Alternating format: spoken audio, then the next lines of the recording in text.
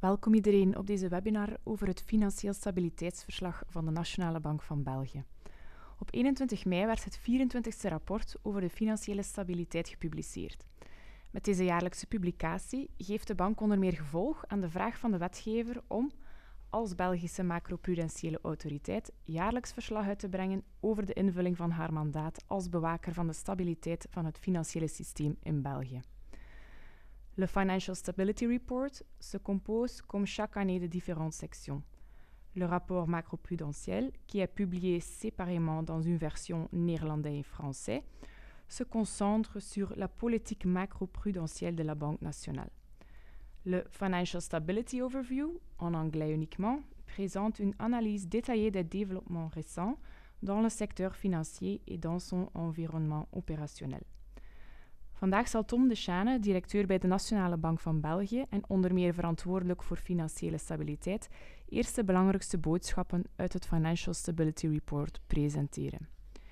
Philippe Ledon, expert économiste chez ING Belgique, complétera la discussion avec sa propre analyse d'une sélection de sujets pertinents pour la stabilité financière.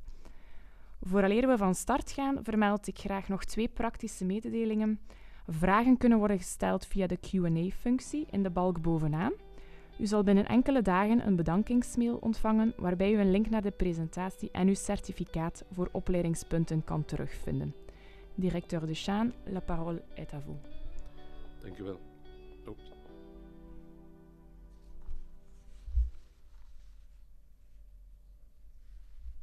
Dank u wel, Verona.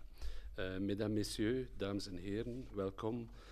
Ik zal deze presentatie beginnen met het schetsen van het operationeel omgeving voor banken, verzekeraars en NBFI's. NBFI's, non-banking financial institutions. Et ce qui est le plus important comme déterminant dans la santé ou la rentabilité du secteur, surtout les banques, c'est en fait la courbe des taux. Et la bonne nouvelle, en 2024, la courbe de taux s'est quantifiée, elle est entièrement dans le domaine positif. Et donc, lorsque nous regardons sur ce slide à gauche, nous voyons qu'est-ce qu'ont fait les taux à court terme. Sur ce slide, nous voyons les taux directeurs de la BCE et aussi le Euribor, donc c'est le taux interbancaire. Et pendant toute la période jusqu'en 2022, vous voyez que les taux ont une tendance à baisser. Vous connaissez à ce moment-là, la politique monétaire voulait réduire les taux d'intérêt dans le but d'augmenter l'inflation, qui était jugée trop basse. Puis en 2022, il y a eu d'abord la sortie du Covid et l'invasion de la Russie en Ukraine. Et donc, en très peu de temps, l'inflation a monté comme une flèche. Et les gouverneurs ont dû augmenter les taux directeurs aussi, qui ont atteint en très peu de temps 4% en 2022-2023. Puis l'inflation a commencé à baisser. Et donc actuellement, les taux directeurs sont à 2,25 basis points. Donc on est allé de moins 1,5% en très peu de temps à 4% et puis à nouveau à 2,25%. Alors, ça, c'est pour les taux à court terme. Pour les taux à long terme, ou toute la courbe, regardez à droite. Alors, qu'est-ce qu'on voit? C'est donc d'abord en bas dans le gris, c'était la courbe en 2021, donc avant l'invasion de la Russie en Ukraine et donc avant la montée de l'inflation. Elle était largement dans le territoire négatif, donc même jusqu'à presque 10 ans, les taux étaient négatifs. Elle avait une pente ascendante, mais elle était dans le territoire négatif. Puis, soudainement, on est arrivé dans l'autre extrême. Par exemple, la ligne jaune. La ligne jaune, c'était en 2023. Vous voyez que les taux à court terme étaient plus élevés que les taux à long terme. C'est normal parce qu'ils correspondent plus ou moins avec le taux qui est sur le graphique de gauche. Les marchés s'attendaient à ce que les taux allaient baisser sur le long terme. Donc, la pente était négative de cette courbe. Heureusement, aujourd'hui, on est sur une pente normale. Donc, pour l'instant, le taux à court terme est autour de 2% et le taux sur 10 ans est autour de 2,5%. Donc, c'est exactement ce dont les banques avaient besoin, mais elles ont dû attendre plusieurs années avant d'en arriver là. Nu, er is natuurlijk bijzonder veel turbulentie geweest in de markt in de laatste tijd. En als we links kijken en we vergelijken misschien de twee belangrijkste instrumenten voor ons, dat is US Treasury bills, dus dat is de 10 jaar uitgiftes door de Amerikaanse staat, en vergelijken die met de Duitse Bund, ook op 10 jaar in het groen, dan ziet u dat dus die rendementen of die interestvoeten zeer gelijk liepen tot ongeveer 2012, toen die zijn beginnen te divergeren. Op dat ogenblik is dus de monetaire politiek van de ECB accommoderend geworden. En dat heeft als resultaat gehad dat de interestvoeten in Europa of in de eurozone een stuk lager waren dan in de Verenigde Staten. Dan ziet u natuurlijk in 2022 de interestvoeten zijn gestegen bij de zones, maar de gap is ongeveer dezelfde gebleven. En als u rechts kijkt, wat is er gebeurd binnen de eurozone?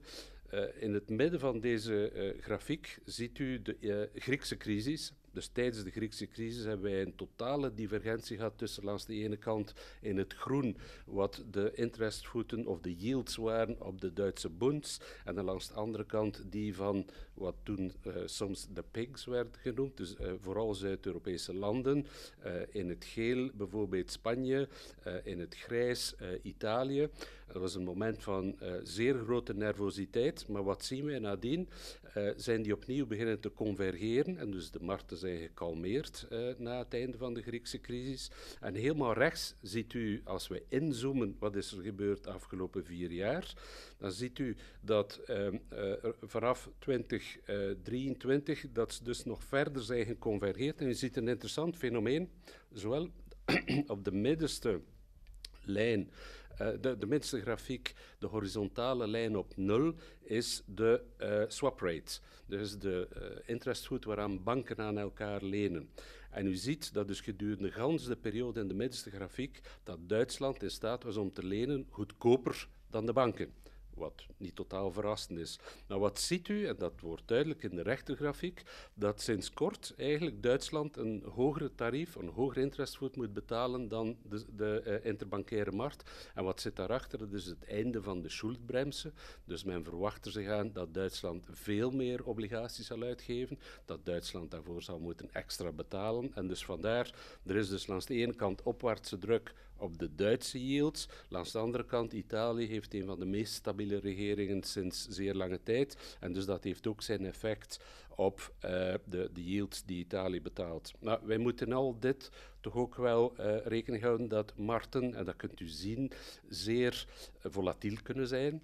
En plots schrik kunnen krijgen. Dat ziet u ook tijdens de periode van de Griekse crisis. We hebben ook onlangs gezien dat dus in de Verenigde Staten de yields op de treasury bills die zijn zeer sterk naar omhoog gegaan. Voor het eerst sinds mensenheugenis heeft dat niet tot gevolg gehad dat de dollar sterker is geworden.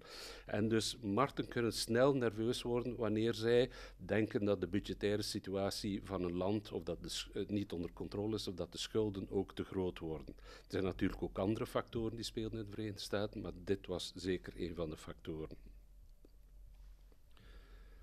In het algemeen genomen hebben de financiële markten zich wel relatief aangepast. Maar dus hebben een groot stuk van de verliezen goed gemaakt op de aandelenmarkten die er geweest zijn op een bepaald ogenblik sinds 1 januari. Maar wat wel moet gezegd worden is dat de markten bijzonder volatiel zijn. Dus de veranderingen in de koersen van dag tot dag zijn zeer groot. Dat heeft ook te maken met verwachtingen over de tarieven, die bijna elke dag veranderen. En dus dat wordt opnieuw telkens ingeprijsd door de markten. Rechts ziet u de price-earnings ratio. En u ziet dat tijdens de ganse periode die hoger lag in de Verenigde Staten dan in de eurozone, de gevolg daarvan is natuurlijk, de reden daarvan is dat de groeiverwachting in de Verenigde Staten hoger was.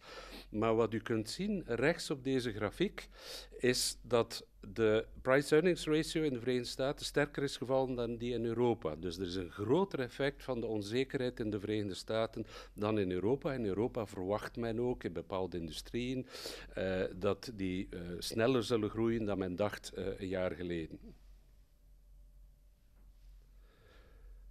Alors, en ce qui concerne les banques, lorsqu'on regarde à gauche, on voit d'abord qu'ont fait les prix des actions des banques. Et donc, on voit que jusqu'à environ 2022-2023, les cours des banques aux États-Unis et en Europe ont progressé de la même manière, sont suivis de très proche. Et puis, il y a eu une évolution fort différente.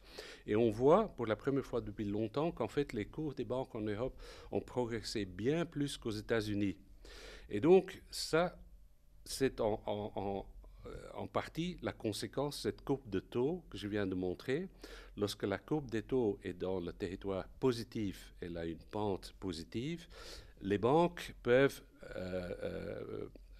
faire une marge entre le court terme et le long terme, donc c'est-à-dire entre leur passif et une partie de leur actif qui aide leurs bénéfices. Et bien sûr, ceci a eu un impact sur le price-to-book ratio pour les banques. Donc, le price-to-book compare le prix de l'action avec l'actif net ou le capital des banques. Et nous voyons sur le slide à droite qu'en 2008, le price-to-book des banques européennes, mais aussi les banques américaines, atteignait des sommets d'eux. Mais la raison était fort simple, c'est à ce moment-là, les banques en Europe et aux États-Unis prenaient des grands risques qui aujourd'hui ne sont plus possibles ou très difficiles. Et donc, il y a eu la crise, the Great Financial Crisis, qui a fait tomber ce price-to-book et les cours des actions. Mais pendant toute la période, on voit quand même que le price-to-book aux États-Unis a été plus élevé qu'en Europe. Je crois qu'une raison principale pour ceci est le fait que la courbe des taux aux États-Unis non seulement a été plus élevée, mais la pente a été plus positive.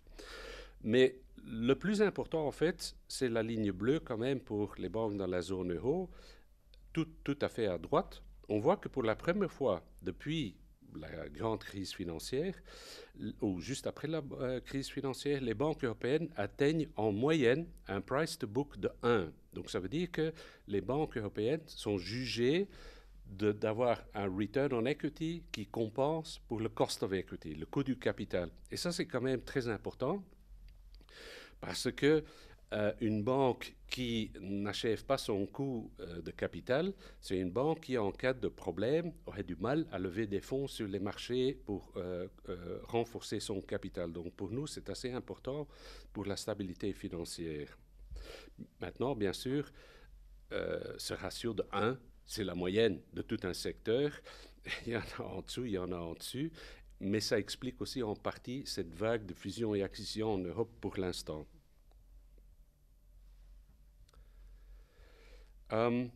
Alors, qu'est-ce qui se passe du côté de l'actif des banques?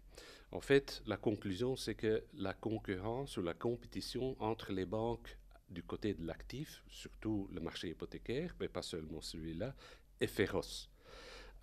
Et on voit ceci sur le graphique à gauche et au milieu. Sur celui à gauche, on voit quels sont les taux d'intérêt en moyenne pour les prêts hypothécaires. Et donc, bien sûr, pas de surprise, pendant des années, ce taux baissait parce qu'on était dans un environnement de taux qui baisse. Et puis, bien sûr, pas de surprise, en 2023, les taux ont monté comme une flèche. Mais ce qui est intéressant, c'est d'observer la ligne pointillée et comparée à la ligne en gris. Parce que la ligne pointillée est en fait, c'est un taux d'intérêt, une hypothèse, si les banques utilisaient une marge d'intérêt stable. Donc la marge d'intérêt, c'est en fait sa différence entre le coût de financement des banques et le taux d'intérêt de leurs prêts. Et donc, avec cette marge qui a tendance à être assez stable sur le long terme, les banques doivent payer le coût du risque, les coûts opérationnels, les impôts et les bénéfices pour les actions. Mais qu'est-ce qu'on voit? C'est les 2 dernières années, en fait, la différence entre ce taux hypothétique avec une marge constante et le taux actuel que les banques chargent pour les prêts hypothécaires. Les banques, en fait, chargent un taux pour les prêts hypothécaires qui est beaucoup plus bas. Donc, ça veut dire que les banques se battent tellement sur ce marché pour garder des parts de marché que la marge est devenue très, très faible pour les banques. Et en fait, on voit quelque chose d'assez similaire au milieu. C'est donc les taux d'intérêt aux sociétés. Là aussi, on voit que les banques n'ont pas gardé leur marge qu'elles ont eue pendant 10 années. Alors, qu'est-ce qui s'est passé avec le volume des prêts? Sur le graphique à droite, on voit bien sûr pendant le Covid, vous vous en souvenez, il y avait eu une ruée sur l'immobilier résidentiel. Donc le volume des prêts a augmenté fortement, tandis que c'est tassé pour les sociétés. Et puis, pour les sociétés, ça a été un phénomène assez éphémère. Il a monté par la suite. Et pour le résidentiel, on observe depuis peu de temps que le volume augmente, mais d'une façon assez stable. Dan ga ik nu eventjes inzoomen op het actief en het passief van de banken. En het eerste wat opvalt als u kijkt naar de samenstelling van activa en passiva is de onderste laag, dus die donkerblauwe laag. De donkerblauwe laag is wat de passiva betreft de deposito's van de gezinnen en aan de linkerkant de leningen aan de gezinnen. Laten we maar zeggen hoofdzakelijk hypotheekleningen. En het eerste wat opvalt is dat het passief groter is dan het actief. Dus er zijn meer deposito's van gezinnen dan de banken uitlenen aan gezinnen. Dat verklaart ook voor een stuk die zeer sterke concurrentie op de hypotheekmarkt. Omdat de vraag naar hypotheken kleiner is dan het aanbod voor de deposito's. Maar we zien het omgekeerde fenomeen voor de bedrijven. Dus de deposito's van bedrijven zijn een stuk kleiner dan de kredieten aan de bedrijven. Gelukkig dat het die funding is van de gezinnen. En als we dan enkel voor de gezinnen kijken rechts, je kan dus eigenlijk de totale deposito's uitsplitsen in 3 categorieën. Ten eerste de zichtrekeningen, ten tweede de spaarrekeningen, ten laatste de termijnrekeningen. De zwarte lijn rechts is het totaal van de 3, dat is het totaal van de deposito's. Die steeg al sinds het jaar 2000, maar wat zien wij is dat 2 jaar geleden dat er dus plots een knik is gekomen. Die knik was ongeveer 22 miljard. Dat is het bedrag dat is opgehaald destijds door de staatsbon. En wat zien wij? De impact op de 3 vormen van deposito's is verschillend.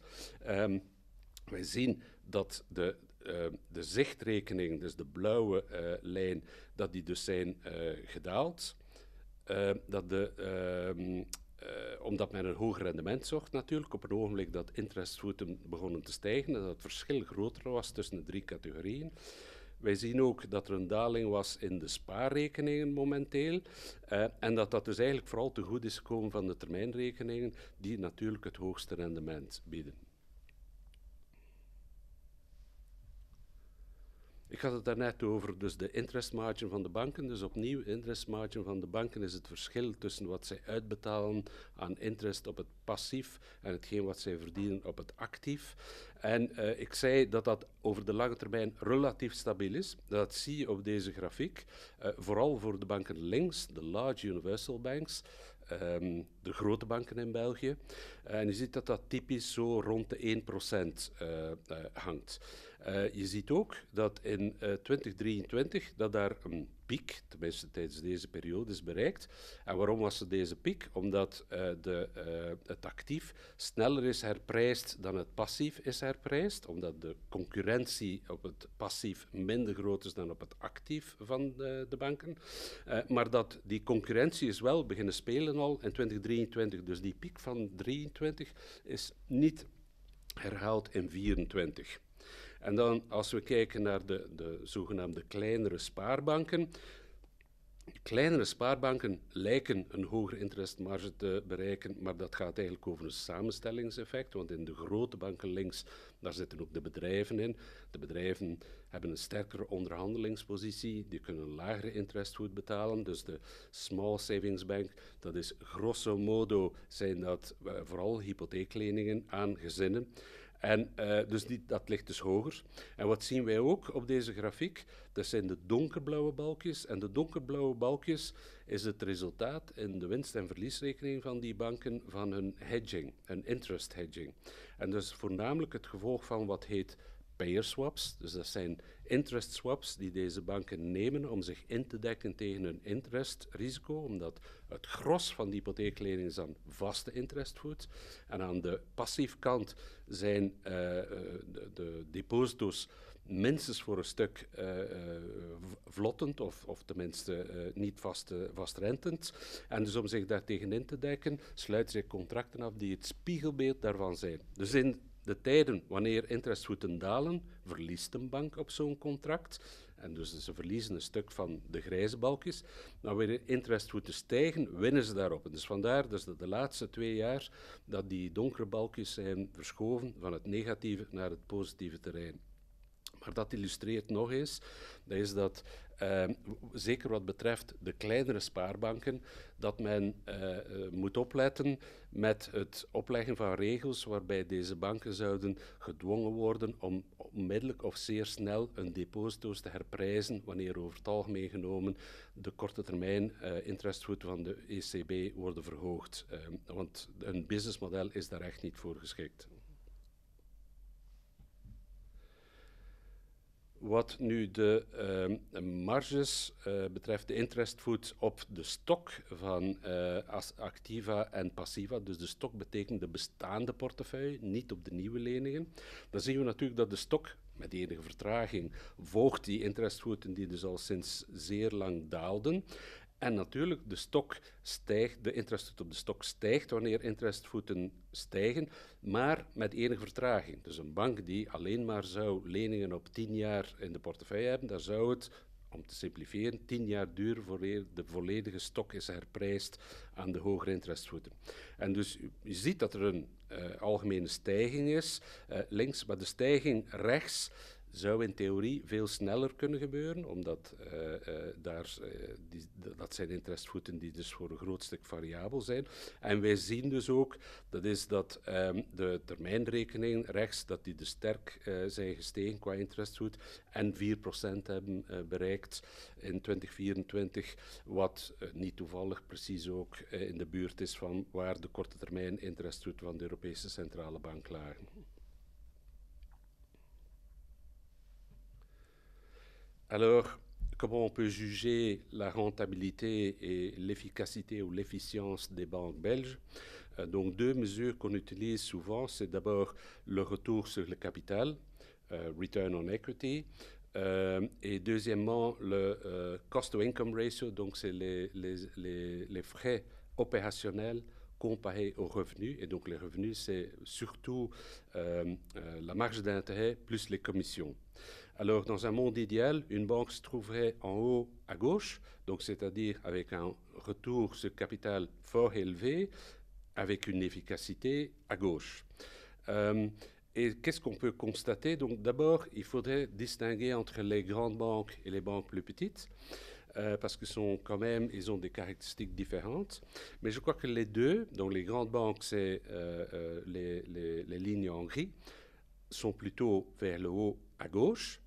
Les petites banques plutôt à droite en bas, mais les deux groupes ont fait une migration vers le haut à gauche. Donc surtout l'année 23 a été une très bonne année, pour les raisons que je viens d'évoquer, parce que les marges d'intérêt étaient fort élevées. Ça n'a pas été tout à fait répété en 24, mais c'était encore une bonne année. Et donc les deux secteurs, si je peux les appeler comme ça, ont fait quand même une migration vers un retour sur capital plus élevé et une ratio frais sur revenus qui est plus modéré.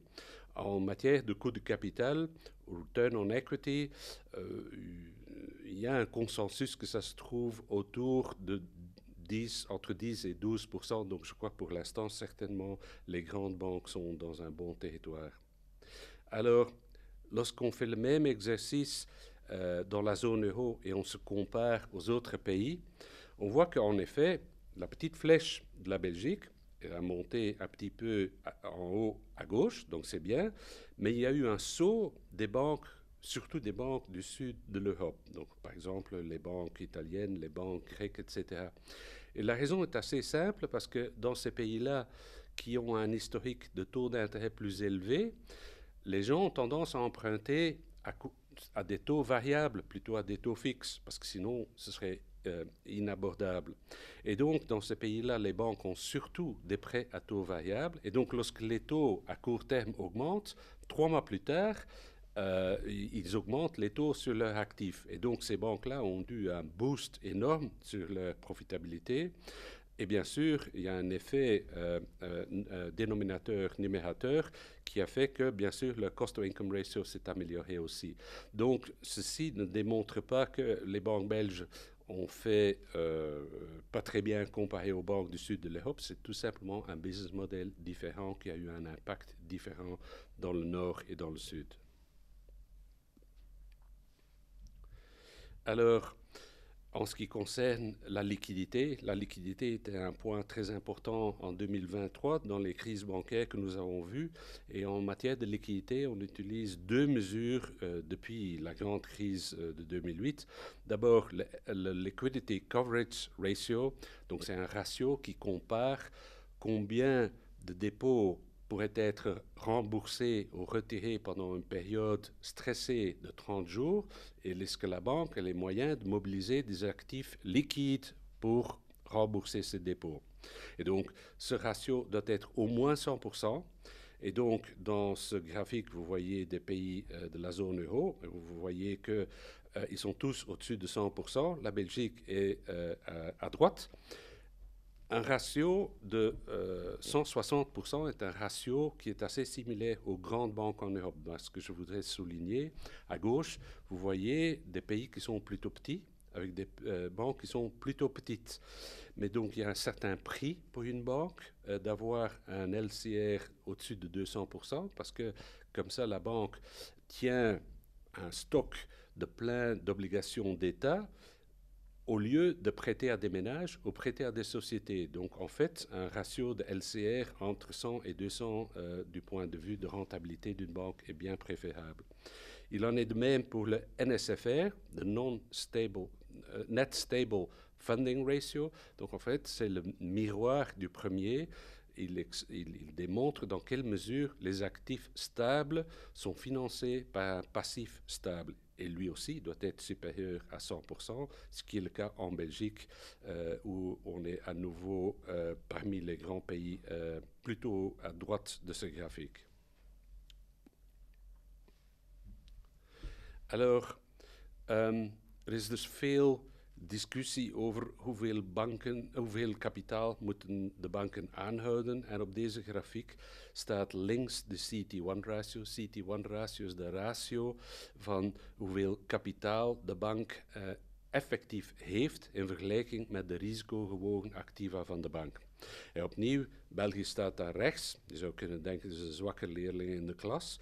Maar die ratio natuurlijk houdt ook rekening met het risico van de banken. Dus als het risico relatief laag is, dan is 15% een comfortabele ratio. En eigenlijk belangrijker is om rechts te kijken, want rechts vergelijken wij hoeveel vinden wij als toezichthouder microprudentieel en macroprudentieel dat de bank moet hebben, als we rekening houden met de risico's van de banken. En dan kijken wij hoeveel houdt de bank daarboven zelf vrijwillig aan als een kussen. En dus als je door deze, ik zou het lasagne noemen, van lagen kapitaal, dan heb je dus de eerste laag tot 8%. Dat is de zogenaamde Pillar 1. Die is dezelfde voor alle banken. Dan heb je de volgende laag, de blauwe laag, de Pillar 2R. Dat is de Pillar 2 Requirement. Dat is een kapitaalkoesje die wordt vereist per bank die verschilt, die rekening houdt met de risico's specifiek van deze bank. En dan komen we aan de zogenaamde buffers. De buffers worden opgelegd per land door de nationale autoriteit, in België door de Nationale Bank. En er bestaan verschillende buffers. De grootste is de CCOB, de Capital Conservation Buffer, die dus rekening houdt rekening houdt met de risico's die op de markt op dat moment bestaan. En de bovenste laag is het excess, dat is de vrijwillige kapitaalbuffer die de banken aanhouden boven hetgeen wat ze moeten aanhouden. En dus dit is ongeveer gelijk op deze grafiek aan 2%, wat toch een relatief comfortabel percentage is. Alors, il est temps de parler des assureurs et surtout des assureurs vie. Dans les assureurs vie, ce qui nous intéresse, c'est sur ce slide surtout deux choses. C'est la comparaison entre le taux garanti sur leur police. Donc le taux garanti, c'est le taux ici en bleu ou en jaune, donc ça dépend si ce sont des contrats d'assurance groupe ou individuels. Ces taux, bien sûr, ont baissé pendant des années, c'est normal dans un climat de taux d'intérêt qui baisse, mais ce qui est surtout important, c'est de voir dans quelle mesure ces promesses, parce qu'en fait c'est un coût pour le funding de l'assureur, dans quelle mesure l'actif donne un retour qui est supérieur à ces promesses données du côté passif. Et donc c'est le cas, vous voyez qu'en fait la différence entre les deux est assez stable. Et pour ce graphique à droite, là on compare la duration des actifs et du passif des assureurs vie. Un assureur vie est une société, c'est une entreprise qui fait des promesses à très très long terme. Donc par exemple, faire un paiement déterminé dans 10, 20, 25 ans. Et donc ce passif peut changer fortement en matière de valeur en fonction des taux. Donc il est important pour les assureurs d'avoir du côté de l'actif des actifs avec une duration, c'est-à-dire une moyenne de vie pondérée qui est similaire. Et donc, en fait, c'est ce qu'on trouve. Si les deux étaient exactement égaux, la duration de l'actif et du passif, les assureurs se trouveraient sur la ligne pointillée. En fait, les assureurs se trouvent juste en dessous, mais en fait, pas loin. Donc, on peut dire qu'en matière de duration et risque d'intérêt, ils sont assez bien matchés.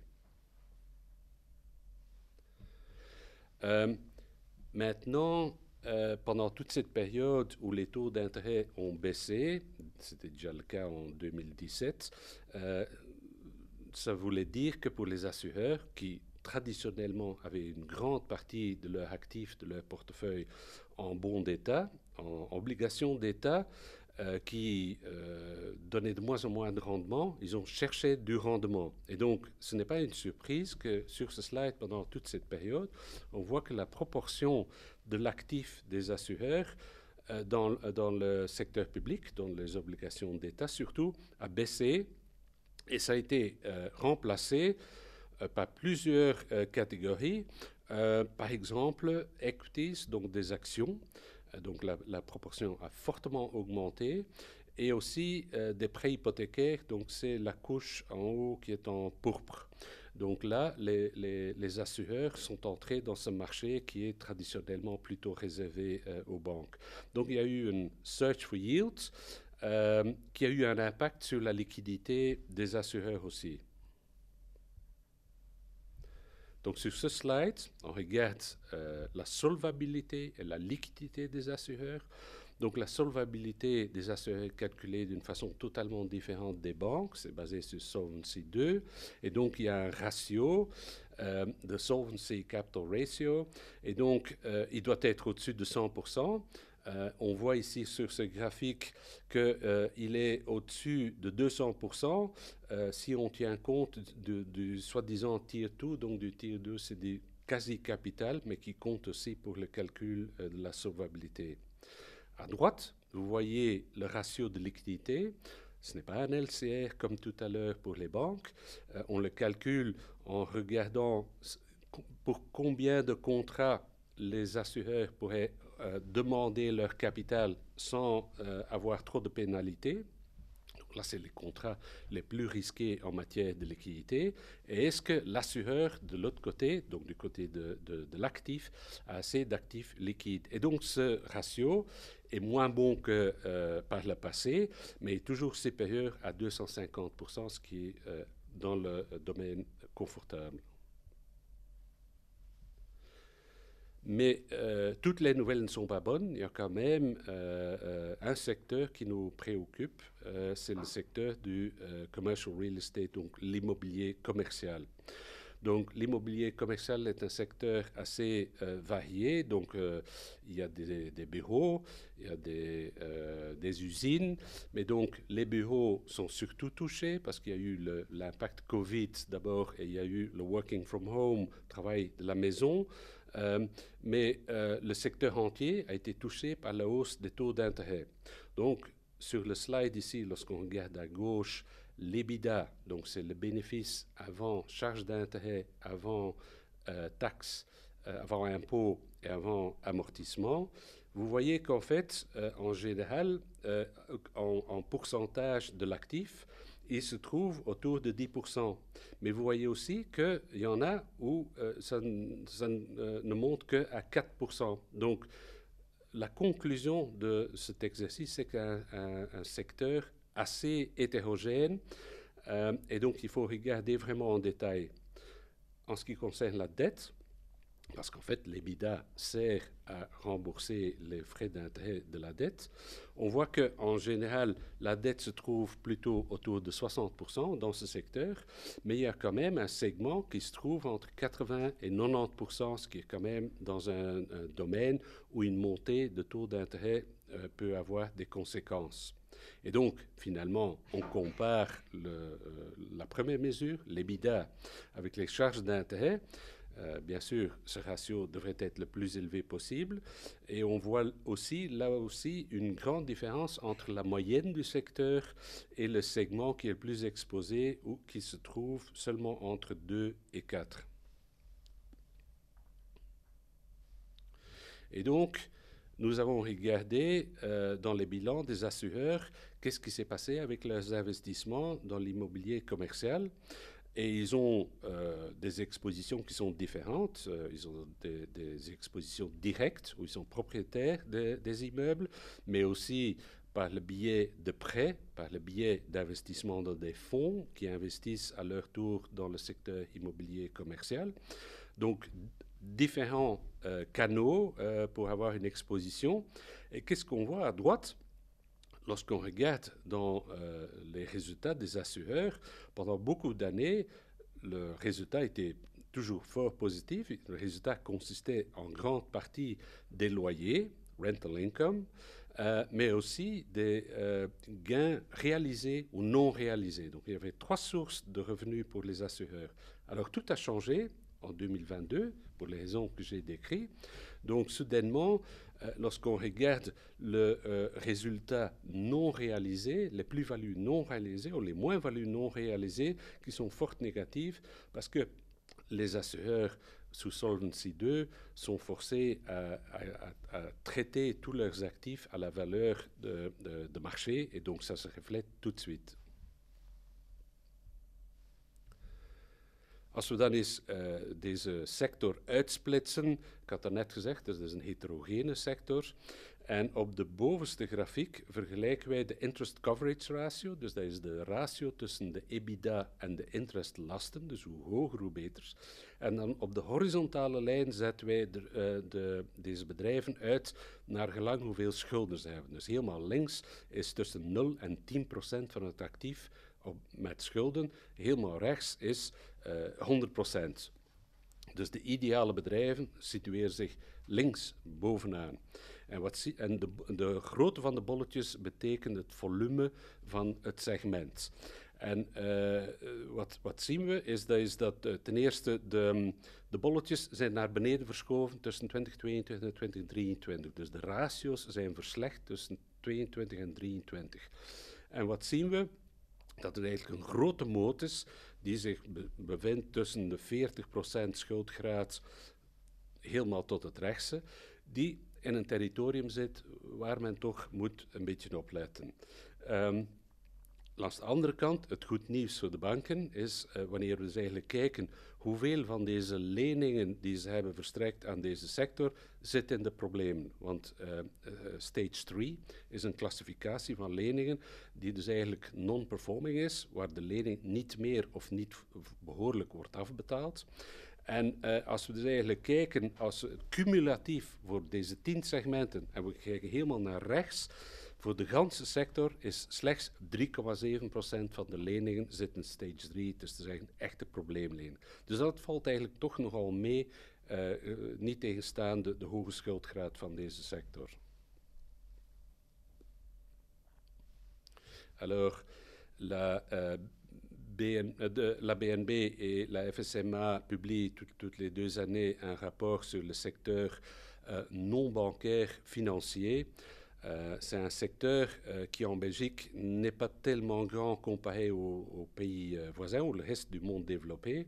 Et vous voyez sur le graphique au milieu que d'abord la taille de ce secteur en relation au PIB est assez stable, entre 20 et 40%, et se situe surtout dans ce qu'on appelle la fonction 1, donc c'est des fonds d'investissement que chacun connaît. Dans le reste du monde développé, c'est fort différent. Donc le secteur a une croissance fort importante.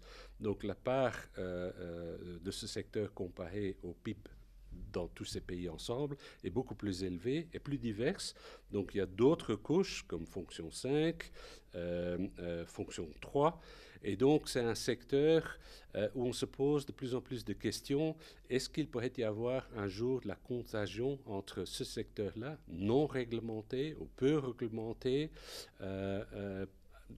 pour les banques qui ont donné pas mal de crédits à ce secteur. Donc c'est un sujet qui préoccupe les superviseurs fortement pour l'instant.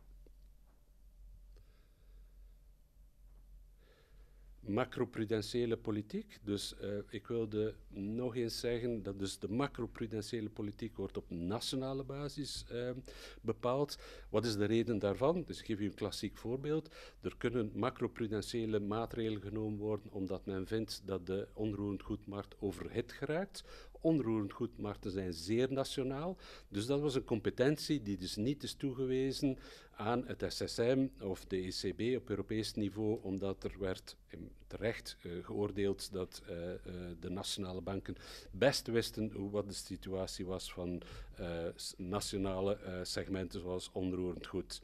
En dus wat hebben we dus gezien in 2024? Dat is dat er dus niet tegenstaande al de volatiliteit van interestvoeten en inflatie, dat er een orderly slowdown is gebeurd. En u ziet dat op deze grafiek rechts. De grafiek rechts is een index die wij opstellen van verschillende risico's, de Financial Conditions Index, waarvan het gele stuk de correlatie is tussen al deze onderliggende risico's. En wij hebben daarvan backtesting gedaan en dat reflecteert behoorlijk goed wat er ook is gebeurd. En wat zien wij daar is dat de huidige risico's, dus de Financial Conditions, comfortabeler zijn dan ze zijn geweest gedurende het gros van de periode na 2008. En in 2008 een absolute piek in risico is bereikt. Nu, dus de banken en de verzekeraars zijn erin geslaagd om deze periode van lage interestvoeten, die dus eigenlijk toch wel echt moeilijk was voor hen, om daar goed door te komen. Onder meer ook door in te zetten op kostenefficiëntie. En zij halen daar nu de resultaten van. Ik had het al gezegd, commercial real estate, commercieel onroerend goed, is een aandachtspunt voor ons. En ik zal er straks over uitweiden. We hebben dus een aantal verschillende macroprudentiële maatregelen genomen om verschillende redenen. Natuurlijk, wij moeten toch ook niet vergeten dat de wereld is bijzonder volatiel momenteel. De geopolitieke risico's waren ondenkbaar een paar jaar geleden. De desintegratie of de achteruitgaan van de globalisatie opnieuw zet ons voor nieuwe risico's. En dan ten laatste De episode in de Verenigde Staten onlangs heeft toch ook aangetoond dat zelfs in de Verenigde Staten de markten zeer snel, zeer nerveus kunnen worden wanneer zij vinden dat dus het schuldtraject van een land niet houdbaar is of moeilijk houdbaar zou zijn en zij bestraffen daarvoor het land onder de vorm van hogere interestvoeten die worden vereist. Dus hier staan de macroprudentiële maatregelen die we hebben genomen. Wij monitoren natuurlijk al lang de EPC-data, maar dus de capital buffers, dus de sectoral buffer on real estate. Dat is dus de buffer die wij opleggen als wij vinden dat het onroerend goed, dat de prijzen iets wat verhit geraken. En dus het risico dat wij dan zien, is dat de banken gaan lenen voor onroerend goed dat misschien wat overprijsd is en dat misschien als het ooit moet verkocht worden, omdat de lening niet wordt afbetaald, dat het niet zal in staat zijn om de lening af te betalen. Maar wat hebben wij gezien, dat is dat het risico toch is verminderd en vandaar dat wij dus deze buffer hebben verlaagd. Deze buffer was in 2022, 2023 nog 9%. We hebben die nu verlaagd naar 6%, maar dat is specifiek voor de portefeuille hypotheekleningen aan gezinnen. En dat reflecteert ook onze aanbevelingen aan de banken op gebied van de loan-to-value ratio, waar wij onmiddellijk op de volgende slide op terugkomen. We hebben ook een buffer voor systemische belangrijke banken. Dus eigenlijk reflecteert de filosofie van too big to fail. Dus die buffer is 1,5% voor de 4 grootste banken. En daar is Euroclear aan toegevoegd. En we hebben ook een buffer voor de 4 volgende banken van 0,75%, die al sinds 2016 bestaat. En dan ten laatste is een countercyclical buffer, dus die heeft een andere finaliteit dan de sectoral buffer. De countercyclical buffer is een buffer die wij opleggen aan de banken in goede tijden. Wanneer ze dus veel winst maken en wanneer ze in staat zijn om een kussen aan te leggen, dat ze dan kunnen gebruiken in slechte tijden, wanneer de verliezen groter zijn, omdat wij niet willen dat een bank in slechte tijden, omwille van de verliezen, de kredietkraan zou toedoen. En dus vandaar dat die buffer momenteel relatief hoog is. Dat is gewoon het teken dat het momenteel relatief goed gaat met de sector. Ik sprak daarnet over de loan-to-value ratio. Dus we hebben een aanbeveling gedaan aan de sector om dus de ratio, le ratio entre le volume du prêt et la valeur de l'immobilier pour garder ce ratio dans certaines limites. C'est une recommandation, ce n'est pas une recommandation absolue, contrairement à ce que certains disent. Mais quand même, ça a eu beaucoup de succès parce qu'on voit qu'en fait, sur le graphique à gauche, donc c'est les prêts pour les ménages pour l'achat d'une première maison, on voit qu'en fait, la partie des prêts au loan-to-value ratio a diminué pendant toute cette période. Donc, c'est ce qui est en jaune. Donc là, le taux était entre 90 et 100%, donc ça a diminué. Et sur le graphique à droite, en fait, c'est les prêts pour les buy-to-let, donc c'est aux ménages pour acheter une maison pour louer. C'est un secteur qui est plus risqué.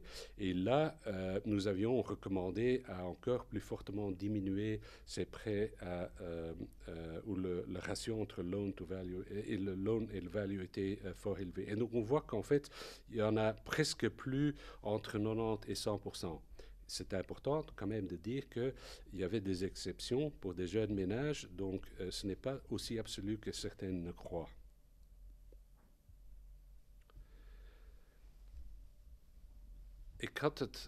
J'ai déjà parlé tout à l'heure concernant le countercyclical capital buffer qui pour l'instant est 2,5 milliards sur tout le secteur bancaire. J'ai déjà parlé du risque géopolitique tout à l'heure qui pose des nouveaux risques, surtout pour les sociétés. Et donc, la crainte pour nous, c'est qu'à un certain moment, il y aurait des pertes de crédit à cause de, entre autres, les risques géopolitiques. Et donc, à cause de ça, on maintient notre countercyclical capital buffer. Alors, autre thème. Er is momenteel zeer veel te doen over simplificatie en deregulatie. Het is evident dat na de grote crisis van 2008 ten eerste zeer grote verliezen zijn gemaakt. Wanneer u kijkt naar de daling van het bruto nationaal product omwille van deze crisis, dus de kost aan de maatschappij was enorm. We hebben er ook veel uit geleerd. Er zijn veel regels bijgekomen. Die regels hebben een nut gehad. Maar aan de andere kant is het ook zo dat sinds 2014, met het gemeenschappelijk toezicht, dat men toch wel kan zeggen dat de banken steviger zijn, de ratio's, kapitaal, liquiditeit zijn verbeterd en dergelijke meer. Dus het is misschien het moment om eens te kijken, kunnen de regels versimpeld worden? Er is natuurlijk ook het Draghi-rapport geweest, dat er ook heeft op gewezen dat wij in Europa zeer veel regels hebben. Nu, ook sommige van die regels worden ook door de buitenwereld opgelegd. Bijvoorbeeld, regels over AI komt gewoon omdat AI nu technologisch doorbreekt. Dus er zijn ook regels zoals AML, die hebben in C met een bank niets te maken, maar gaan over een maatschappelijk fenomeen dat men wil anti-money laundering, dus het witwassen van geld, om dat in te dijken. Maar dus het resultaat is dat er enorm veel regels zijn voor banken. Ik geef dat toe. En dus wij zijn bezig, niet alleen omdat de banken het vragen, maar omdat wij ook vonden dat het moest gebeuren, om daar door te gaan met een kam, om te zien wat daar simpeler van kan worden. Maar de term simplificatie en deregulatie wordt door elkaar gebruikt. En ik zie ook dat door een aantal partijen in de markt, dat is maar zeggen banken, wanneer zij spreken over deregulatie, het eigenlijk niet gaat over simplificatie, maar het eigenlijk een ander woord is voor minder kapitaal en minder liquiditeit. En daar zijn we het echt niet mee akkoord. Er is inderdaad meer kapitaal dan in 2008, maar in 2008 werden enorme risico's genomen. En dus men moet het onderscheid maken. Dus simplification, oké, deregulation. Als het betekent minder kapitaal en minder liquiditeit, dan staan we daar absoluut niet achter. Dan de Savings and Investment Union, of wat vroeger ook heette de Capital Markets Union. Het is dus een feit dat in Europa de economie, en dus vooral de bedrijven, veel meer afhankelijk zijn van banken dan van de kapitaalmarkten. Het is moeilijker voor bedrijven om in Europa om kapitaal of schuld op te halen of obligaties uit te geven. En dat werd ook duidelijk in de kleur gezet door het rapport van onder meer meneer Draghi. Dat een goede zaak is, daar staan wij ook als NBB volledig achter. Dat kan via een aantal zaken worden gerealiseerd, zoals in zekere mate het securitization van de banken, dus het securitarisering van een deel van hun leningportefeuille, gemakkelijker te maken. Ook het gemakkelijker te maken binnen bepaalde grenzen door verzekeraars om te investeren in aandelen. Iets wat we dus ook al hebben gezien wat gebeurde. Er is ook sprake van een mogelijk 28e regime. Wat is een 28e regime? Dat is voor mij min of meer het equivalent van Delaware in de Verenigde Staten. Dat zou een regime zijn van recht dat niet correspondeert met één specifiek land, vandaar dat het 28e regime behoort, maar dat zou een regime zijn dat wordt als alternatief aangeboden aan Europese bedrijven. Men kent nog niet precies onder welke voorwaarden, maar dat zou bijvoorbeeld kunnen zijn voor start-up bedrijven, waardoor het gemakkelijker zou zijn voor die start-up bedrijven om in de ganse Europese Unie kapitaal op te halen, in plaats van in elk land zich te moeten aanpassen aan de lokale regels.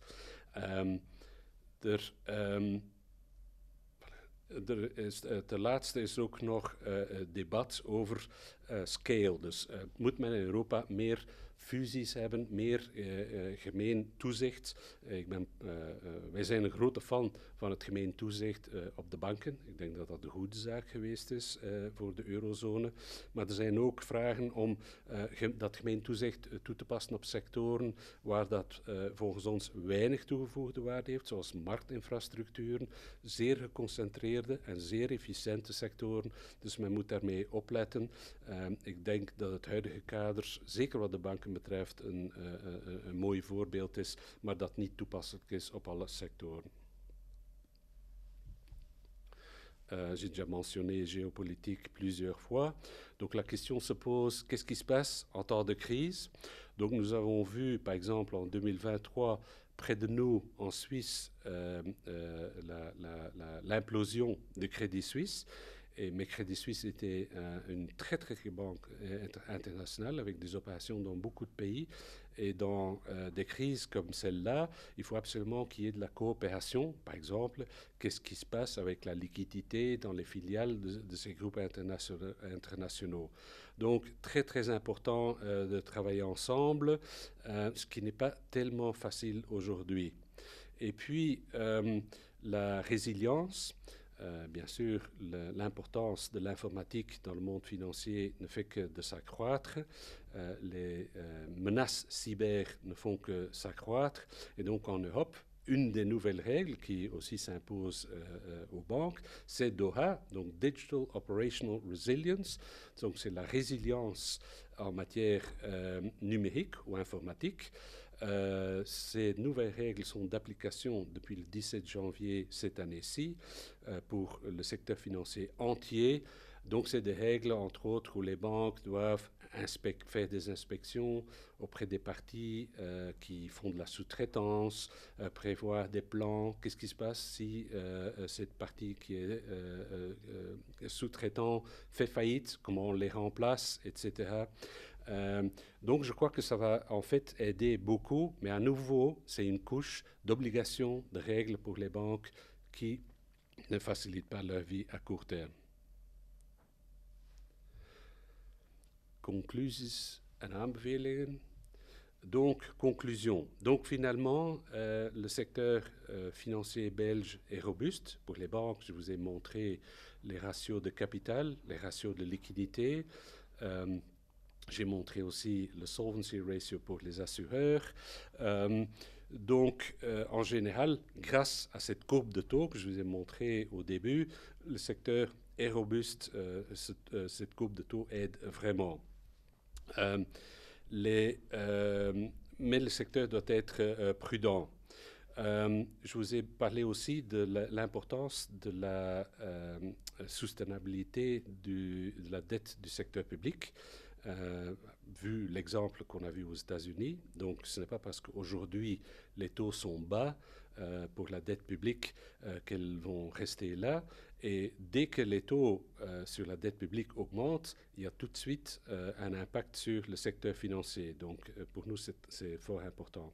Et donc, finalement, en ce qui concerne simplification, oui. Dérégulation, si ça veut dire moins de capital et moins de liquidité, pour la Banque nationale, nous ne sommes tout à fait pas convaincus. Merci.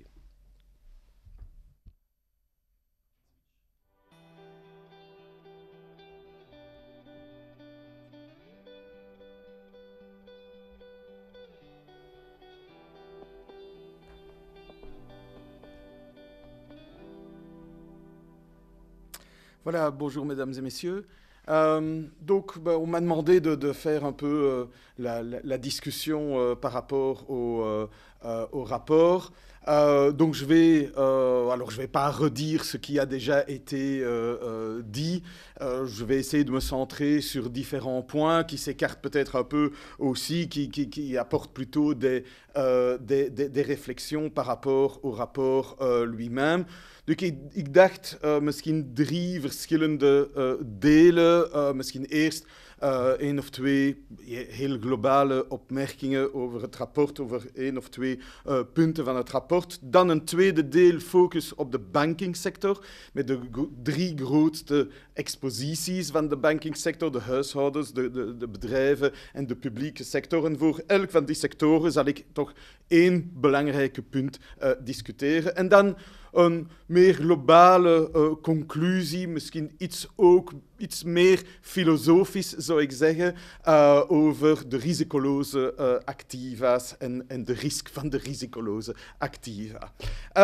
Alors, je voudrais donc commencer, premier élément, l'une ou l'autre remarque relativement générale sur le rapport. Moi, j'aime bien présenter en fait l'état de l'économie ou le futur de l'économie ou la trajectoire de l'économie sur base de...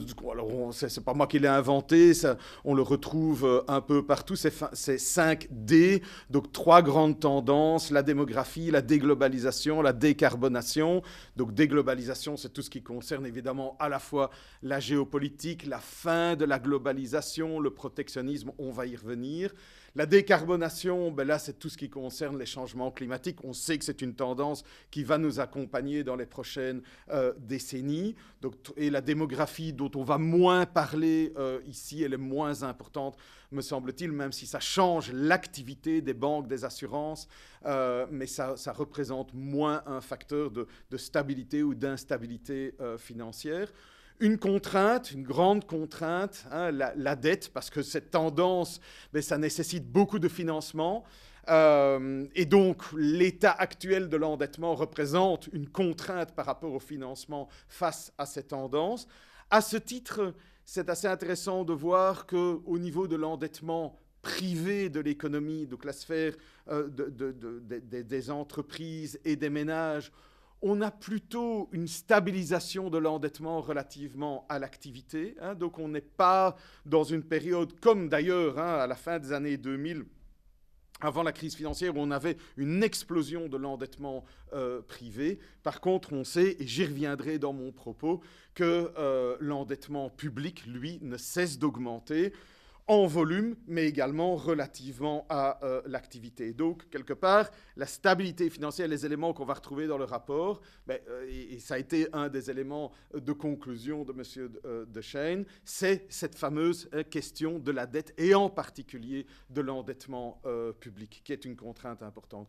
Une opportunité, le 5e D, la digitalisation, l'intelligence artificielle, on l'a dit, c'est plus un caractère, une opportunité opérationnelle pour beaucoup d'entreprises, une opportunité d'efficience économique, en ce compris pour les banques, pour les assurances. Donc je ne vais pas développer le point ici, mais on voit que cette grille de lecture des 5 D, eh bien, elle peut également servir par rapport à ce rapport de stabilité financière. On y retrouve les éléments, que ce soit dans la digitalisation, les dettes. La décarbonation, qu'on n'oublie pas, hein, on sait que ça a été un topic important et ça l'est toujours, mais ça a été sous les feux des projecteurs, notamment suite aux grandes inondations en Wallonie. Les catastrophes naturelles représentent un risque, et en ce compris un risque financier pour le secteur des assurances. Mais évidemment, dans le contexte actuel, le sujet le plus important cette année, c'est cette fameuse déglobalisation et l'incertitude générée par les décisions de Donald Trump, de l'administration américaine en matière commerciale. La déglobalisation, ce n'est pas un phénomène qui est nouveau, on l'observe depuis plusieurs années. Trump est une espèce d'accélérateur de ce phénomène, qui génère pour le moment, on l'a dit, sur le scénario économique, sur les marchés financiers, ça a été souligné, mais je voudrais le ressouligner ici, une forte incertitude. Une incertitude qu'on peut illustrer ici de manière qualitative. Alors c'est un indicateur qui est basé sur un algorithme qui va chercher dans les médias, principalement les médias américains, les articles liés à l'incertitude de la politique commerciale. On avait déjà vu, d'ailleurs, une augmentation de cette incertitude durant le premier mandat de Donald Trump, mais aujourd'hui, on bat tous les records compte tenu du fait de ces allers et retours en matière de décision de droit commercial. Voilà, même une journée comme aujourd'hui, hier, il y a eu la signature d'un doublement du tarif sur l'acier et l'aluminium. Demain, ce sera autre chose, etc. Donc tout ça est en train de générer beaucoup d'incertitudes sur le scénario économique, sur les marchés financiers. Ça veut dire quoi? Ça veut dire qu'on est en présence d'un choc un peu différent que le Covid ou que l'inflation à 10%, qui ont été les grands chocs des dernières années, où on sait, d'un point de vue d'une banque ou même d'une compagnie d'assurance, identifier plus facilement quelles sont les poches de risque, quels sont les secteurs, les sous-secteurs qui peuvent être davantage impactés par ce choc. Aujourd'hui, c'est un choc un peu plus muet, c'est un choc en coulisses qui est lié à l'idée qu'on ne sait pas vers quoi on va, on sait simplement qu'on a beaucoup d'incertitudes et que les décisions d'aujourd'hui peuvent être très différentes des décisions de demain, et donc que ça peut impacter les secteurs de l'économie et les marchés financiers, demain après-demain, dans différents sens. Donc, Voilà, ça c'est le contexte dans lequel on doit évoluer aujourd'hui et ou dans lequel il faut malgré tout assurer une certaine stabilité financière. Et c'est ça que je voulais remarquer. Avant de passer à mon deuxième point, je voulais encore souligner 2 éléments qui me semblent importants, qui ont été décrits et donc je ne vais pas y revenir. Un, le commercial real estate, qui reste certainement un peu à la croisée des chemins cette année, et on voit d'ailleurs les mouvements dans le secteur qui représentent d'une manière ou d'une autre également le fait que ce secteur est à la croisée des chemins cette année. Après, effectivement, différents chocs, la hausse des taux, un ralentissement des différents pans du secteur de l'immobilier, de la construction, et je vais revenir sur le résidentiel par la suite. Donc je dirais que 2025 va vraiment être l'année clé à ce niveau-là. Et puis le dernier point que je voulais souligner dans mes remarques générales, c'est par rapport à ce non-bank financial intermediation qui fait l'objet d'un rapport conjoint entre la Banque nationale et la FSMA, donc ce qu'on appelait avant le shadow banking, mais c'était assez maladroit comme appellation, donc on le fait d'une manière un peu différente. Effectivement, les résultats sont plutôt rassurants s'agissant de la Belgique, avec un secteur moins important, moins de liens avec le secteur bancaire. C'est plutôt un risque pour les investisseurs eux-mêmes. Mais je dirais 2 éléments par rapport à ça. Un, ce n'est pas le cas dans tous les pays. Dans d'autres pays, le secteur est plus important, ce qui semble pousser... Il y avait un article dans le Financial Times récemment sur le fait que les autorités européennes, les régulateurs européens veulent lancer des stress tests pour ce secteur non bancaire, et je pense que c'est une bonne chose. Aux États-Unis, c'est encore plus important, mais sachant aussi que les liens entre le secteur non bancaire et le secteur bancaire sont également plus importants. Et donc ça, c'est quelque chose à surveiller, puisque indirectement, ça peut très rapidement revenir en Europe via les banques américaines fondamentalement. Donc je pense que c'est un point qui devra continuer à être suivi. Voilà, je pense que maintenant, je peux passer à mon deuxième bloc avec un focus. Donc, mon idée, c'est simplement de se centrer sur le secteur bancaire et sur les 3 grandes expositions du secteur bancaire. On le voit, si je prends l'actif du bilan des banques, je suis à 2/3 de l'actif qui représente tout ce qui est prêt aux ménages, principalement, on l'a dit, du résidentiel, des crédits hypothécaires, les prêts aux entreprises. On l'a dit aussi, l'économie européenne, l'économie belge se finance essentiellement par le secteur bancaire. Et puis, l'exposition au secteur public, que ce soit des prêts au secteur public ou que ce soit la détention d'obligations, puisque l'État se finance principalement par émission obligataire. Donc, on est quand même sur des grosses expositions au secteur bancaire. Et pour chacun des secteurs, je voulais aborder un point. Ik zal het starten met de huishoudens. Et la première chose sur laquelle je voulais revenir, mais vraiment en 15 secondes, mais je trouve que c'est important, ça a été souligné, ce sont ces fameuses mesures par rapport à l'ampleur des prêts et le loan-to-value des prêts qui sont accordés par les banques. Ça avait fait beaucoup de bruit en 2020. C'était même arrivé sur la table du gouvernement. Ça s'était invité au Parlement, alors qu'au départ, ce sont juste des mesures macroprudentielles, des recommandations macroprudentielles. Mais comme c'était devenu une affaire politique, il y avait eu toute une discussion autour de ça. Mais finalement, contre laquelle il n'y a pas eu vraiment de service après-vente. Aujourd'hui, on n'entend plus parler, si ce n'est ici, dans ce webinaire. Donc, je tenais à y revenir sur le fait qu'effectivement, ce compromis qui avait été trouvé, ces marges de négociables dans le portefeuille de crédits hypothécaires qui sont accordés, notamment pour les primo-acquéreurs, eh bien, ça fonctionne, puisque à la fois, on a un portefeuille de crédit qui va dans la bonne direction d'un point de vue du risque, j'ai envie de dire, et d'un autre côté, comme le rapport le souligne, il n'y a pas eu de diminution de la proportion de prêts aux primo-acquéreurs, aux jeunes ménages. Donc finalement, ce compromis semble très bien fonctionner. Donc je pense que c'était quand même important de le souligner. Voor de rest, hoe gaat het met de vastgoedsector, dus de residentiële, ik ben niet over commercial real estate, maar de residentiële vastgoedsector. Eigenlijk dus op de linkerkant van de slide heeft u de evolutie van de vastgoedprijzen in België en in de eurozone. En voor België heb ik over de nieuwbouw en de secundaire markt. U heeft gezien dat in de eurozone er was een daling van de vastgoedprijzen, zeker in 2022-2023. Nu gaat het beter in verschillende landen, zeker in Luxemburg was het heel zwaarder. In België was het niet het geval. We hebben heel stabiel vastgoedprijzen. Dat is een belangrijk punt qua financiële stabiliteit. Maar het probleem was meer over de activiteit. En zeker op de tweede markt, op de nieuwbouwactiviteit, de bouwsectoractiviteit was heel zwak de laatste 2 jaren. Maar ook het aantal transacties op de secundaire markt was heel zwak. Nu, het goede nieuws is dat op de bovenkant, op de rechterkant van de slide, dat aantal transacties op de secundaire markt stijgt weer. De laatste data van de laatste kwartaal van 24. Dus het gaat beter. Dat is goed nieuws. Meer transactie. Dat toont dat de markt draait een beetje meer.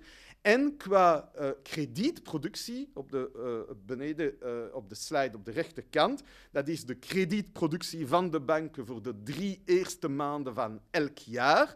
En u ziet dat dit jaar het gaat inderdaad beter dan over de laatste 2 jaar. Dus on voit quand même qu'il y a une certaine amélioration du secteur. Ça reste encore fragile, mais enfin, on voit quand même que dans les différents pans du secteur immobilier, que ce soit la construction, que ce soit le secteur, le marché secondaire, on voit quand même qu'on a une certaine amélioration, un marché qui devient un peu plus liquide, et ça, c'est quand même un gage également de stabilité. Si je passe maintenant à la partie consacrée aux entreprises, là, j'avais envie de parler un peu plus des faillites, puisqu'on sait que c'est un élément important. Les chiffres de mai sont tombés ces derniers jours et montrent qu'on continue à avoir un nombre important de faillites en Belgique. Ce n'est pas neuf, vous le voyez ici sur le graphique qui représente le nombre de faillites chaque mois en Belgique. Alors bien sûr, il ne faut pas oublier que pendant toute le Covid et jusqu'à la crise de l'inflation et des prix de l'énergie, on a eu des moratoires sur les faillites qui ont provoqué une diminution artificielle du nombre de faillites. Donc forcément, il y a maintenant une espèce de phénomène de rattrapage qui doit se passer. Et probablement qu'on est en train de vivre et qui explique pourquoi on a une espèce de surcroît de faillite pour le moment. L'autre élément qui justifie ça, c'est évidemment que la croissance économique est un peu poussive pour le moment, et forcément, quand on a une croissance économique relativement lente, on va avoir davantage de faillites. Ça peut représenter une poche de risque, même si le lien entre le nombre de faillites dans un secteur et l'exposition d'une banque ou le risque qui va être pris pour la banque, le lien n'est pas si fort que ça. Il y a d'autres éléments qui peuvent jouer. Mais enfin, d'un point de vue de stabilité financière de l'économie belge, ça me paraît quand même un élément important. Alors, c'est pour ça, ici, sur ce graphique, j'ai repris en fait les 10 secteurs de l'économie belge qui représentent à eux seuls les 3/4 des faillites en Belgique. Donc, c'est concentré sur 10 secteurs. Vous avez le code NAS dans le graphique et vous avez le nom des 10 secteurs dans le bas du slide. Et en fait, ce que je voulais montrer, alors c'est un graphique qui peut paraître un peu compliqué à gauche. En fait, sur l'axe horizontal de ce graphique, vous avez une espèce de benchmark, de référence de long terme. Alors, on va prendre ce qui se passait sur la période 2017-2019, qu'on va considérer comme étant une période normale. On était même plutôt dans le haut du cycle de l'économie belge. Donc ça, c'est le nombre de faillites qu'il y avait. Et on compare le nombre de faillites au cours des 12 derniers mois par rapport à cette période-là. Et donc, quand on est au-dessus de 0, ça veut dire qu'on a, par rapport à cette période qu'on va considérer comme normale, on a, au cours des 12 derniers mois, plus de faillites. Sur l'axe vertical, vous avez un peu la même chose, mais c'est plus une dynamique de court terme. Donc, on va simplement prendre les faillites au cours des 3 derniers mois et on va les comparer aux 3 mêmes mois 1 an avant. Donc, c'est vraiment une dynamique de beaucoup plus court terme. Quand on est au-dessus de 0, ça veut dire qu'au cours des 3 derniers mois, on a eu plus de faillites qu'au cours de la même période 1 an avant. Donc, le nombre de faillites est plutôt en train d'accélérer. Donc, là où il ne faut pas être, c'est dans le carré supérieur droit, puisque ça veut dire qu'on a plus de faillites que la période de référence et que c'est en train d'augmenter. On voit quand même qu'on a pas mal de secteurs, de grands secteurs qui sont traditionnellement apporteurs de faillites. On a pas mal de secteurs qui sont dans ce carré-là pour le moment, et spécifiquement 2 secteurs que j'ai repris également sur le graphique de droite, où on voit l'évolution en moyenne mobile sur 12 mois, mais on voit très clairement cette évolution dans deux secteurs, le secteur de la construction générale et le secteur du transport routier, où là, on voit quand même qu'on a un nombre très important de faillites pour le moment, qui continue d'augmenter, c'est relativement clair sur le graphique de droite. Donc ça, ce sont des éléments qui sont probablement à suivre. Encore une fois, il n'y a rien de fondamentalement anormal compte tenu qu'il y a une espèce de rattrapage à avoir, qui est indéniable en Belgique. On doit accepter l'idée que, même en temps normal, on a plus de 10 000 faillites par an. Donc, il n'y a pas quelque chose de c'est pas un signal d'alarme très important qu'on signale ici, mais c'est une poche de risque qu'il faut surveiller certainement. En dan de derde sector, de publieke sector, ja, daar, het was een van de conclusies, ja, wij hebben een probleem van publieke financiën in België. Hier zijn de laatste prognoses van de Europese Commissie voor dit jaar en volgend jaar qua surplus, maar meer qua deficit. En inderdaad, ja, alleen Frankrijk doet nog slechter dan België voor die 2 jaren, met een deficit die boven de 5% zou gaan. Dus dat is zeker een probleem. Je zou zeggen, ja, natuurlijk, dat kan een probleem zijn, want het is een expositie voor bijvoorbeeld de bankingsector, want wij hebben de schulden van de verschillende staten. Maar eigenlijk, dat is ook een probleem of een risque van financiële stabiliteit op macroniveau. Et ça m'amène directement à mon dernier point, à ma conclusion, qui a trait aux actifs sans risque et aux risques liés aux actifs sans risque. Je pense que c'est un élément, ça peut paraître difficile à comprendre, que les actifs sans risque soient à risque, mais c'est un peu la période dans laquelle on est. D'une part, dans n'importe quel pays, l'actif sans risque va toujours être considéré comme l'obligation émise par l'État. Donc c'est ce qui va être considéré comme le benchmark, l'actif sans risque dans chaque pays. Il peut y avoir une prime de risque liée à ce pays, mais dans le pays, on va considérer que c'est l'actif le moins risqué. Et donc, la situation des finances publiques, la dynamique de la dette qu'on pourrait avoir dans les prochaines années, c'est un élément clé pour assurer que cet actif sans risque le reste.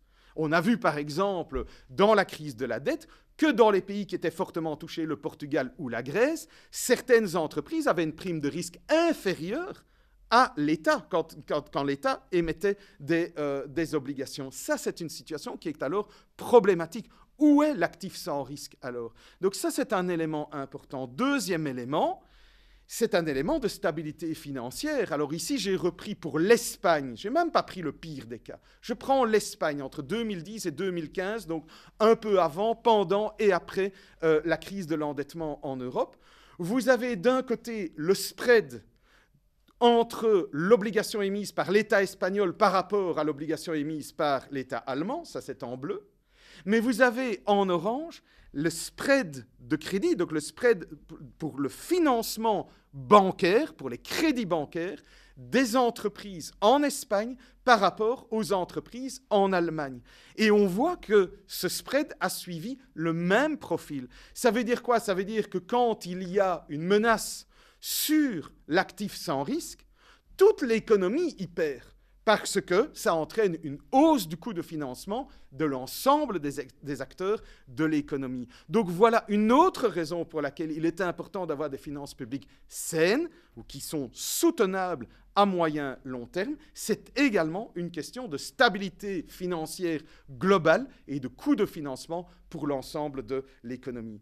Mais aujourd'hui, cette question de l'actif sans risque, et ça a été évoqué par M. Deschênes par rapport à l'actif, à la dette américaine, on voit, et c'est presque un comble, on voit que l'autorité suprême, le président des États-Unis, finalement, par ses décisions ou même par ses commentaires, remet en cause ou risque de me remettre en cause, en tout cas c'est ce qui a commencé à venir au cours du mois d'avril, remet en cause d'une certaine façon les actifs sans risque, les plus sans risque, c'est-à-dire, la dette américaine, et 2, le dollar en tant que monnaie de réserve. Et on a vu, à partir du moment où vous avez des commentaires du président Trump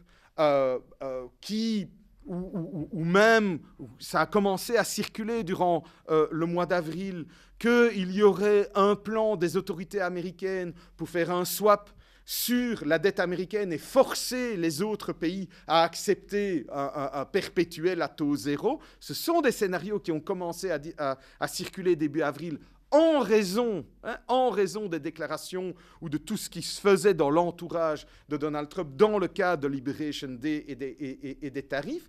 On se demandait, est-ce qu'il y a un plan derrière qui risque de remettre en cause la dette américaine?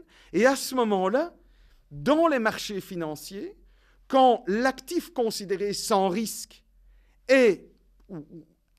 perd confiance ou devient un peu à risque, ça peut avoir des conséquences, non seulement évidemment pour la valeur de l'obligation elle-même, mais du coup, comme l'actif sans risque est beaucoup utilisé dans les marchés financiers comme collatéral sûr puisqu'il est sans risque, à partir du moment où la valeur de l'actif sans risque est attaquée, ben, tout le collatéral de toute une série de montages financiers risque d'être attaqué. Et c'est un élément qui est stipulé, page 24, je l'ai mis là sur le slide, page 24 dans le rapport.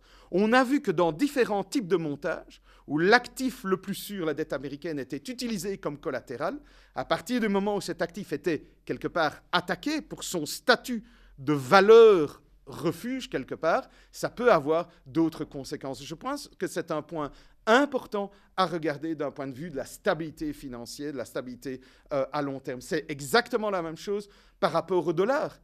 Quelle monnaie est plus sûre que le dollar? En tout cas, on a vécu ces 60-80 dernières années uniquement avec cette idée. Le dollar est la monnaie de réserve, la monnaie refuge. À partir du moment où vous avez un président qui veut davantage mettre en avant les cryptos, ces cryptos, et au point d'en attaquer, que ce soit l'indépendance de la Banque centrale, que ce soit le dollar pour ce qu'il représente comme valeur refuge, valeur de réserve, mais qu'est-ce qu'on a vu? On a vu que sur les marchés d'échange, le dollar s'est déprécié. On ne peut pas expliquer cette dépréciation par un effet de taux, puisqu'au contraire, les taux étaient plutôt à la hausse, donc normalement, ça aurait dû attirer des capitaux. Et donc, on voit très clairement que c'est plutôt un début de méfiance par rapport au dollar. Et ça, c'est un peu ma conclusion d'un risque potentiel pour le futur.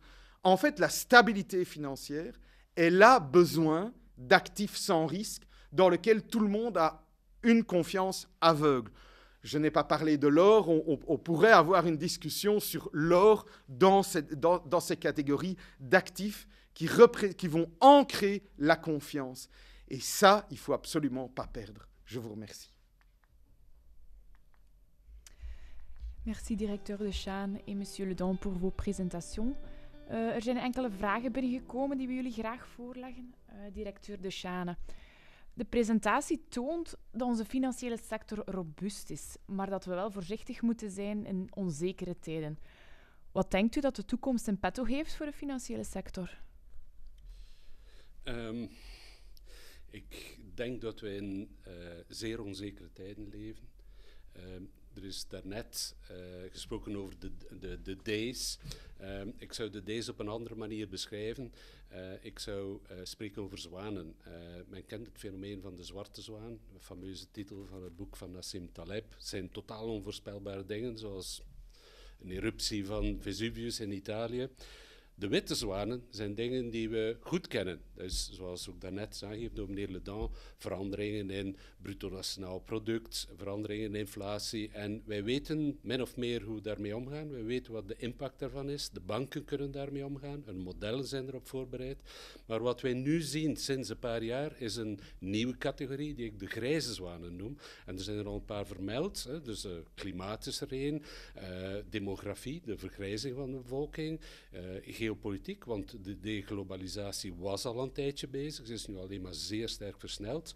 En dat zijn eigenlijk relatief nieuwe fenomenen waar wij dus nu moeten over nadenken. Dus ik zou zeggen, wij hebben in de financiële sector de witte zwanen redelijk goed onder controle. De grijze zwaan dwingen ons op een nieuwe manier erover na te denken, wij, maar ook de financiële sector. En ik denk dat eigenlijk een van de voornaamste responsen de diversificatie is. Want tussen precies inschatten van deze risico's die we zien komen, zien groeien, is niet mogelijk. Vandaar dat ze grijs en niet wit zijn. Maar dus diversificatie wordt echt een zeer belangrijk fenomeen. Oké, dank u wel. Monsieur Ledan, en tant qu'économiste au sein d'une banque commerciale, voyez-vous également de l'intérieur que le secteur financier est robuste? Est-il plus robuste que par le passé? Êtes-vous d'accord avec l'incertitude actuelle appelle à la prudence? Oui, alors je dirais, moi je suis arrivé dans le secteur bancaire le 1er septembre 2008, donc 15 jours avant la chute de Lehman Brothers. Donc je pense avoir une bonne vision de cette évolution. Et il est clair qu'on est vraiment dans un autre monde. C'est pas du marketing que je fais ici. Je pense vraiment que la régulation a changé, complètement changé.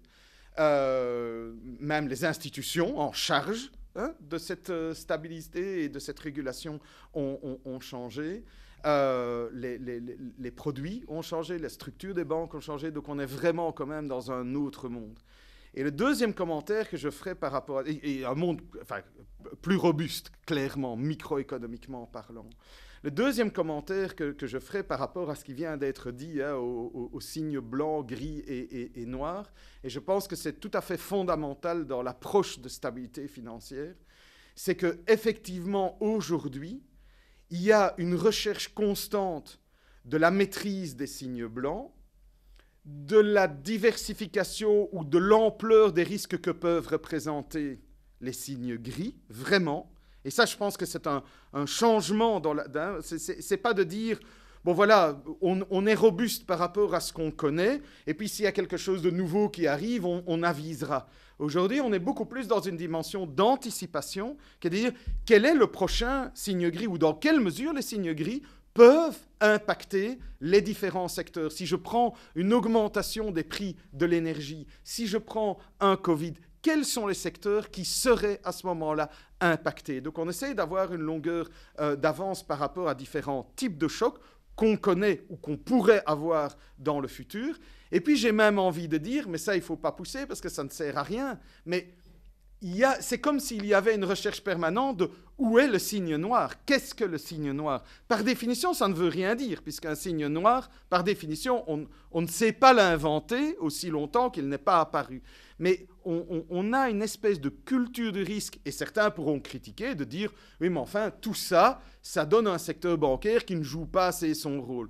Je pense que ça, c'est beaucoup trop excessif, mais il y a vraiment une culture du risque qui va jusqu'à essayer de comprendre quels sont les potentiels signes noirs. C'est pas une garantie, mais en tout cas, c'est un mode de fonctionnement par rapport à la question de la stabilité financière qui me semble important. Dank u wel, heren. Gezien de tijd stel ik voor om de Q&A hierbij af te sluiten.